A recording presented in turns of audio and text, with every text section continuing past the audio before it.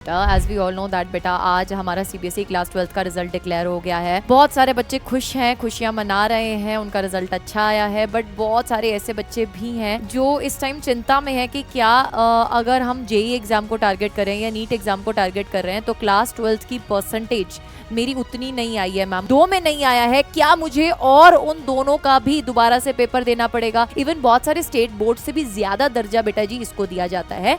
अगर आप इस बोर्ड को है ना, इस बोर्ड के द्वारा अगर आप अपनी क्लास 10th या फिर 12th करते हैं। Hi students, welcome to NCERT NEET Adder 24/7. Myself Arshpreet Kaur, your physics educator. As we all know that बेटा आज हमारा सीबीएसई क्लास 12th का रिजल्ट डिक्लेयर हो गया है। बहुत सारे बच्चे खुश हैं, खुशियां मना रहे हैं, उनका रिजल्ट अच्छा आया है। बट बहुत सारे ऐसे बच्चे भी हैं जो इस टाइम चिंता में है कि क्या अगर हम जेई एग्जाम को टारगेट करें या नीट एग्जाम को टारगेट कर रहे हैं तो क्लास 12th की परसेंटेज मेरी उतनी नहीं आई है मैम, मुझे इम्प्रूव करना है। या मैम आरटी आ गया है, मैम रिपीट प्रैक्टिकल लिखा आ गया है, मैम क्या पूरा साल वेस्ट हो जाएगा अगर 3 सब्जेक्ट्स में रिपीट थ्योरी आया है, 2 में नहीं आया है, क्या मुझे और उन दोनों का भी दोबारा से पेपर देना पड़ेगा? तो इन सब समस्याओं के हल लेकर बेटा इन डिटेल आपके लिए पूरा का पूरा डिटेल में बेटा जी आपके लिए ये वीडियो बनाने वाली हूं मैं, जिसमें मैं NIOS यानी कि national institute of open schooling के बारे में बताने वाली हूं, जिससे सिर्फ और सिर्फ आप अपनी चॉइस में, आप अपने टाइमलाइन पर 45 डेज के अंदर आप इस क्लास 12th या फिर अगर आप क्लास 10th के भी स्टूडेंट हैं और आप फेल हो गए हैं या फिर है ना आप रिपीट थ्योरी या इंप्रूवमेंट चाहते हैं, तो इन दैट पर्टिकुलर केस आपके लिए बेटा ये वीडियो बहुत इंपॉर्टेंट रहने वाला है। अगर आप इस चैनल पे न्यू है so don't forget to subscribe to the channel and press the bell icon, because ये नेक्स्ट अपकमिंग डेज आपके लिए बहुत ही यूजफुल रहने वाले हैं। तो चलिए स्टार्ट करते हैं बेटा। अगर हम NIOS बोर्ड की बात करें तो this was basically establish in 1989 by ministry of education. जो बच्चे या जो लोग अपनी एजुकेशन बीच में छोड़ देते थे या फिर आप ऐसा सोचो due to family conditions continue नहीं कर पाते थे या एनी सच कंडीशंस, तो बेटा उनके लिए ये स्पेशल टाइप का बोर्ड जो है वो बनाया गया था। बट इसमें बहुत सारे ऐसे बच्चे भी हैं जो बहुत ही रनाउंड बोर्ड एग्जाम्स की, अगर मैं बोर्ड्स की मैं अगर बात करूं, चाहे सीबीएसई बोर्ड की बात करूं या कोई पर्टिकुलर स्टेट बोर्ड्स की बात करूं, उनसे अगर आप है ना पास नहीं हो पाते हो, किसी सब्जेक्ट में आपको एडिशन करानी है, स्ट्रीम में आपको चेंज कराना है, तो डिफरेंट काइंड ऑफ स्टूडेंट्स के बारे में आज आपको मैं बताने वाली हूँ इस वीडियो में। आप इस बोर्ड के थ्रू बेटा जी अपनी क्लास 12th को पास कर सकते हैं एंड आपको बकायदा मार्कशीट मिलेगी that is valid, that is equivalent to the CBSE marksheet. So अगर हम थोड़ा सा डिटेल या डेप्थ में जाएं बेटा, this is a kind of marksheet जो आपको NIOS बोर्ड के द्वारा मिलती है after completing of course giving the examination. NIOS is equivalent to CBSE board only, इसको इसके इक्विवेलेंट का ही दर्जा दिया गया है, इससे कम नहीं माना जाता है इसको। इवन बहुत सारे स्टेट बोर्ड से भी ज्यादा दर्जा बेटा जी इसको दिया जाता है। अगर आप इस बोर्ड को है ना, इस बोर्ड के द्वारा अगर आप अपनी क्लास 10th या फिर 12th करते हैं, उसके बाद आप NEET, JEE, Indian army, UPSC, government jobs, private job सबके लिए वैलिड होंगे, यानी कि ये मार्कशीट हर जगह चलेगी। ऐसा नहीं है कि ये मार्कशीट नहीं चलेगी। ऐसा अगर कोई भी आपके दिमाग में थॉट प्रोसेस है कि यार इस बोर्ड से अगर हमने पेपर दिया तो दिक्कत है, तो फिर ये चीज अपने दिमाग से निकाल दीजिए। पूरी डेप्थ नॉलेज के साथ, डिटेल एनालिसिस के साथ बेटा जी आपके लिए वीडियो बना रही हूँ। अब कौन कौन से मंथ्स में आप एग्जाम दे सकते हैं? जून, जुलाई, अगस्त, सितंबर, अक्टूबर। बेटा NIOS बोर्ड जैसे कि है ना नॉइस बोर्ड इसको बोला जाता है, it is similar to choice board as well, ठीक है। Choice is a synonym to this. बेटा यहाँ पर ना आपको चॉइस दी जाती है कि आप कौन से मंथ में है ना अपना पेपर जो है वो देना चाहते हैं। ऐसा नहीं है कि आपको इसी पर्टिकुलर जून मंथ में ही पेपर देना पड़ेगा, आपको जुलाई मंथ में ही पेपर देना पड़ेगा। इन 5 मंथ्स में से किसी भी एक मंथ को आप चूज कर सकते हैं ऑन योर ओन चॉइस जिसमें आप पेपर देना चाहते हैं। और पेपर देने के बाद नेक्स्ट 45 डेज के अंदर ही आपकी जो है वो मार्कशीट रिलीज कर दी जाती है, ठीक है। सो इन 5 महीने में से किसी भी एक मंथ में आप अपने पेपर की डेट जो है वो चूज कर सकते हैं। अकॉर्डिंगली बेटा जो फीस स्ट्रक्चर है वो थोड़ा सा वेरिएबल हो जाता है, ठीक है। Who can give this exam? जो क्लास 10th में फेल है, जो क्लास 12th में फेल है, जो इंप्रूवमेंट करना चाहते हैं या कोई सब्जेक्ट को ऐड करवाना चाहते हैं। सपोज कीजिए आपके पास बायोलॉजी नहीं था या मैथमेटिक्स नहीं था, आप उसको ऐड कराना चाहते हो, या हिंदी नहीं था आप उसको ऐड कराना चाहते हो, आप सब्जेक्ट को ऐड कराना चाहते हो, तो उस केस में भी आप इस बोर्ड के थ्रू पेपर है दे सकते हैं। अगर आप अपनी स्ट्रीम चेंज करना चाहते हैं, आप कॉमर्स से नॉन मेडिकल में जाना चाहते हैं या नॉन मेडिकल से मेडिकल में जाना चाहते हैं, मेडिकल से आप सपोज करें किसी और फील्ड में जाना चाहते हैं, तो आप स्ट्रीम चेंज के उससे भी आप इस बोर्ड के द्वारा जो है वो अटेम्प्ट कर सकते हो। ठीक है, बट कौन से बच्चे अटेम्प्ट नहीं कर सकते हैं इस बोर्ड के द्वारा? जो फर्स्ट अटेम्प्ट करने वाले, जो पहली बार 12th में या पहली बार 10th में एग्जामिनेशन देने वाले हैं, they can not go through this board.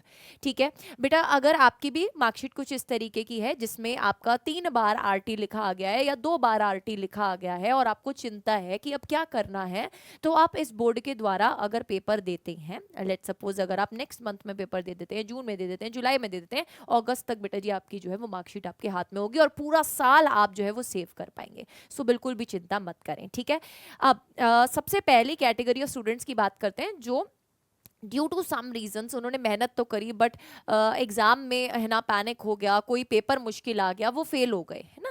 तो वो क्या करेंगे? What they have to do is, बेटा अगर 5 में से 3 सब्जेक्ट्स में आपका आरटी आ गया है, 2 सब्जेक्ट्स में मैं मान के चल रही हूँ कि आप पास हो गए हो, तो बेटा नॉइस बोर्ड आपको ये सुविधा देता है कि आप टीओसी का फीचर अवेल कर सकते हैं। What is TOC? This is transfer of credit, यानी कि आप 2 सब्जेक्ट्स के मार्क्स को कैरी फॉरवर्ड कर सकते हैं इन द न्यू मार्कशीट जो कि आपको नॉइस बोर्ड के द्वारा मिलेगी, और 3 जो सब्जेक्ट आप रिपीट थ्योरी दे रहे हैं with the help of the noise board, उनके मार्क्स उस मार्कशीट में इंक्लूड हो जाएंगे। ठीक है, सो आपको ये चॉइस बेटा जी आपकी होगी।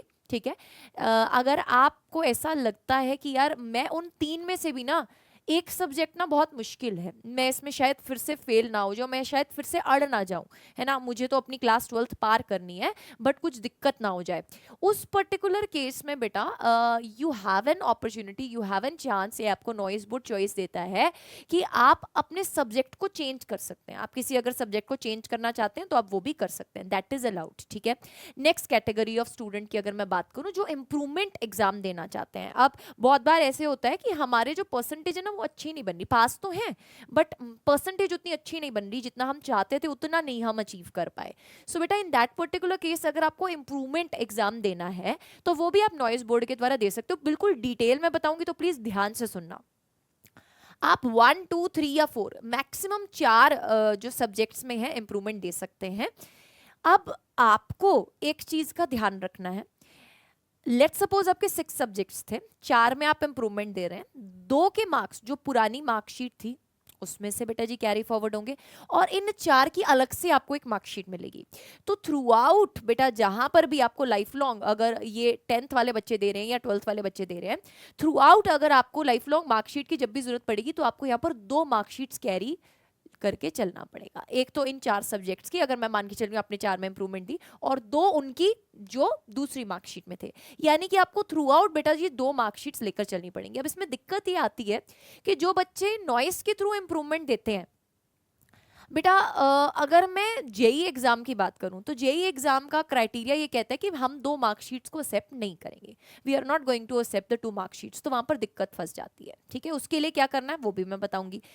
बट अगर आप इम्प्रूवमेंट करना चाहते हैं और आप एक नीट एस्पिरेंट हैं, you can go for it. NEET में बेटा जी इट इज एक्सेप्टेड। ठीक है, नीट में ये एक्सेप्ट कर लिया जाता है। बायो को एज एन एडिशनल सब्जेक्ट आप ऐड करवा के नॉइस के थ्रू पेपर देना चाहते हैं और फिर बेटा जी वहां आपको एक अलग से मार्कशीट मिलेगी for the case of biology, NEET में ये एक्सेप्टेड है। जेई में ये एक्सेप्टेड नहीं है। बाकी आप एक बार गाइडलाइंस को भी दोबारा से बेटा जी रीड आउट कर लीजिएगा, मैंने ऑलरेडी इसको बहुत डिटेल में रीड आउट किया है। फिर से एक चीज बोल रही हूं, अगर आप जेई एस्पिरेंट हैं, आप इंप्रूवमेंट थ्रू ये इस तरीके से चलेंगे दिक्कत होगी। तो उसके लिए आपको क्या करना है, what you need to do is basically you need single marksheet for JEE examination. ठीक है, तो आपको क्या करना है, आप एक फ्रेश एडमिशन लीजिए बेटा। इसका जो टाइमलाइन है वो 31 जुलाई से लेकर 15 सितंबर तक होगा, एंड इसका जो पेपर होगा इंप्रूवमेंट का वो नेक्स्ट ईयर होगा अप्रैल 2026 में। आफ्टर दैट इंप्रूवमेंट आपको एक नया मार्कशीट मिलेगा, तो दैट इज वैलिडेट। ठीक है, वो वैलिडेट है, वो फॉलो अप होगा, वो कॉलेजेस में एक्सेप्टेड होगा। जो भी आपका ड्रीम कॉलेज है जहाँ पे आप एडमिशन लेना चाहते हैं, आप उनके साथ जाके बेटा जी इस के ऊपर चर्चा भी कर सकते हैं कि अगर मैं इंप्रूवमेंट एग्जाम देना चाहता हूँ तो क्या मेरी ये 2 मार्कशीट एक्सेप्ट हो जाएंगी, तो आप उनसे भी जाकर एक बार कन्वे कर सकते हैं, आप उनसे पूछ सकते हैं, है ना, आप एक बार थ्रू आउट इसके ऊपर चर्चा कर सकते हैं। बट अकॉर्डिंग टू मी, अगर आप जेई एस्पिरेंट हैं तो बेटा जी आपकी दिक्कत फंस सकती है 2 मार्कशीट में, तो फिर आप ये वाले प्रोसेस के थ्रू चलिए, ठीक है। अगर आप सीबीएसई के थ्रू इंप्रूवमेंट देना चाहते हैं तो आप वो भी कर सकते हैं, ठीक है। नेक्स्ट, अगर आपको सब्जेक्ट ऐड करवाना है, इन केस आपकी ओल्ड मार्कशीट में कुछ सब्जेक्ट्स हैं, आपको एक नया सब्जेक्ट ऐड कराना है, bio as an additional subject add करवाना है, बायो का पेपर देना है आपको नॉइज बोर्ड के द्वारा, बेटा उसकी मार्कशीट अलग से मिलेगी। Again I am saying, NEET में एलिजिबल है, जेई में बेटा दिक्कत करेगी, ठीक है, अगर आपको मैथ्स ऐड कराना है बाई चांस, ठीक है। सो आई होप काफ़ी सारी चीज़ें आपको क्लियर हुई हैं। बेटा रजिस्ट्रेशन के टाइम कुछ डॉक्यूमेंट्स रिक्वायर्ड होते हैं, ये सब चीज़ें आपके पास होनी चाहिए। अगर आप 10th में फेल हुए हैं तो उसकी मार्कशीट, 12th में फेल हुए हैं तो उसकी मार्कशीट, पासपोर्ट साइज फोटोग्राफ, आधार कार्ड, ईमेल आईडी और फ़ोन नंबर जो कि एक्टिव हो, ठीक है। अब कुछ एफएक्यूज हैं जो कि नॉइज बोर्ड से रिलेटेड पूछे जाते हैं, मैम कैसे रजिस्टर करना है, कहाँ पर रजिस्टर करना है। आपके नियर बाय केंद्रीय विद्यालय बेटा जी स्कूल्स में आपको जाकर विजिट करना है, वहाँ पर आप कनेक्ट करते हुए वहाँ पर एक फर्स्ट टीम होती है जिनसे आप जाकर बात कर सकते हैं, ठीक है। उनके द्वारा बेटा आप इन नॉइस बोर्ड के रजिस्ट्रेशंस के बारे में पूछ सकते हैं। आप प्लीज़ इस प्रोसेस को जल्दी कीजिएगा और प्रायोरिटी कीजिएगा, because there are limited number of seats in a particular state.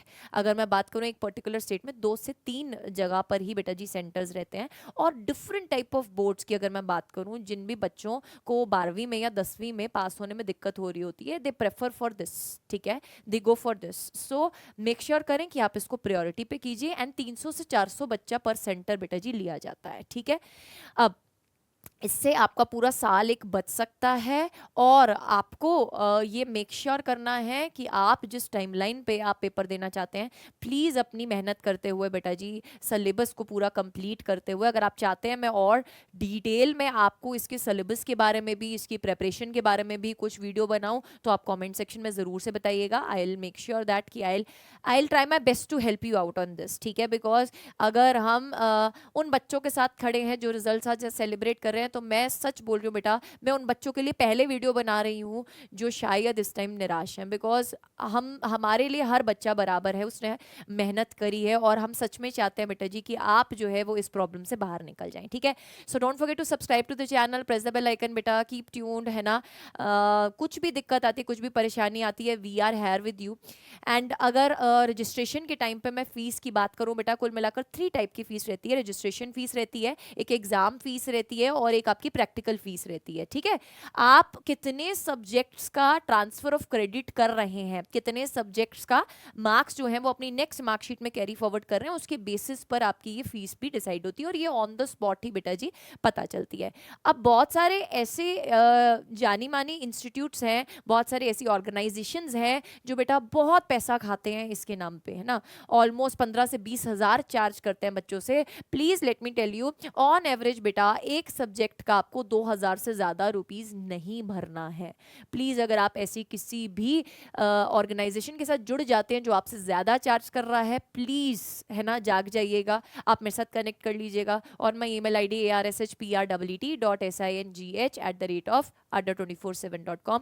But please किसी भी ऐसी ऑर्गेनाइजेशन से रजिस्ट्रेशन मत करवाइएगा, आप डायरेक्टली खुद अपने पेरेंट्स के साथ जाकर विजिट कर सकते हैं नियर बाय केंद्रीय विद्यालय स्कूल्स में, वहां पर आपको इसके बारे में फर्दर इन्फॉर्मेशन मिल जाएगी।